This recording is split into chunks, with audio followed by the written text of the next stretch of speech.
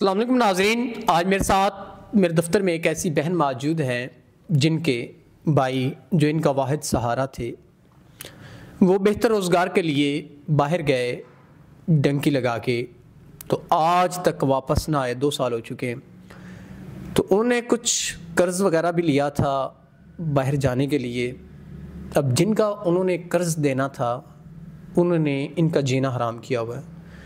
تو آپ اس بات سے بخوبی اندازہ لگا لیں کہ ایک مجبور عورت کیا کر سکتی ہے جس کا کوئی سہارا نہ ہو، واحد سہارا بھائی ہو اور وہ بھی باہر چلا گیا ہو، تو کیسے نظام زندگی وہ چلا سکتی ہے اپنا۔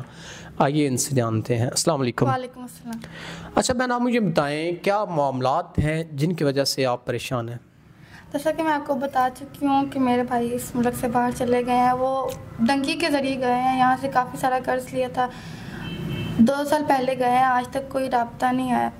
2 سال ان کے وہ پہلے گئے تھے، تو 2 سال سے آج تک کیا انہوں نے ایک بھی کوئی رابطہ نہیں کیا، ایک دفعہ بھی آپ سے؟ جی نہیں، ان کے ساتھ آج تک رابطہ نہیں ہوا۔ تو جو قرض والے تھے اب وہ کیا کہتے ہیں آپ لوگوں سے؟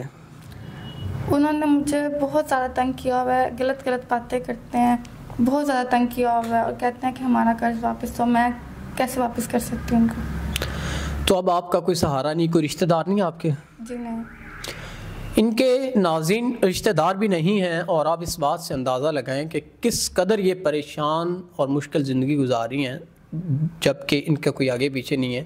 بھائی تھے وہ بھی باہر چلے گئے اور 2 سال ہو چکے ان سے کوئی رابطہ نہیں، کیسے یہ نظام زندگی، اور قرض والوں نے ان کا جینا حرام کر رکھا ہے، روز ان کے دروازے پہ آتے ہیں اور ان کو ذلیل کرتے ہیں۔ تو اگر کوئی ایسا انسان جو آپ کے معاملات زندگی کو حل کرتے ہوئے، آپ کے قرض وغیرہ کو حل کرتے ہوئے آپ سے نکاح کرنا چاہے تو کیا آپ کر لیں گی؟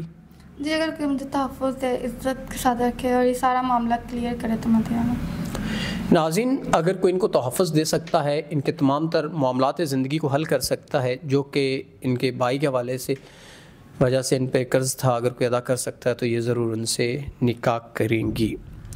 تو امید کرتے ہیں کہ آپ اس فلاح عامہ کے کام میں ان کی ضرور ہیلپ کریں گے اور ان کی مشکلات حل ہوں گی۔ اسی کے ساتھ اپنے میزبان نواب احمد کو دے اجازت۔ خدا حافظ۔